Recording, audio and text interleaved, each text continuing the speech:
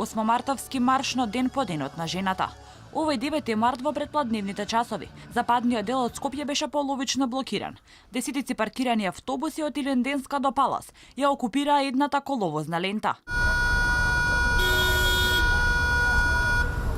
Возачите нервозни од метежот, граѓаните збунети, зошто се одржува марш по повод 8 март на 9 март, со налек на партиски митинг со партиски обележја, бина и солидно озвучување, но и говор на претседателскиот кандидат од СДСМ и коалицијата Стево Пендаровски. Начело на маршот организиран од форумот на жени на СДСМ, под слоганот "Еднакви можеме", беа министрите Десковска Спасовски, како и Цветанка Ласкова, која е блиска со дел од фирмите кои земаа грантови од Фондот за иновации. Затоа зошто маршот се одржа еден ден по интернационалниот ден на жената, премиерот и претседател на СДСМ Зоран Заев се оправда дека немале намера да се двојат од другите вчера, а и неговата сопруга била представник на одбележувањето на 8 март. Апсолутно не е така.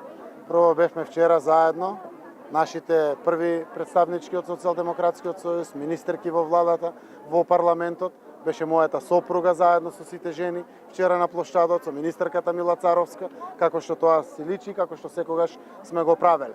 Сликата со блокираните улици заради автобуси со кои беа донесени жените од внатрешноста беше токму таква како што СДСМ ја критикуваше додека беа во опозиција, а тогашната власт организираше митинзи. Сега не требало да биде предмет на критика, а автобусите си ги платила партијата.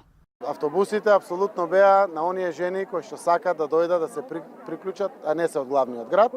Ги донесовме, ги плати Социјалдемократскиот сојуз на Македонија. Маршот што почна пред зградата на ЕУ инфоцентарот и продолжи низ улиците во центарот на Скопје, се заокружи со собир во градскиот парк. Десетици автобуси останаа на улиците и по повеќе од 1 час по завршување на настанот.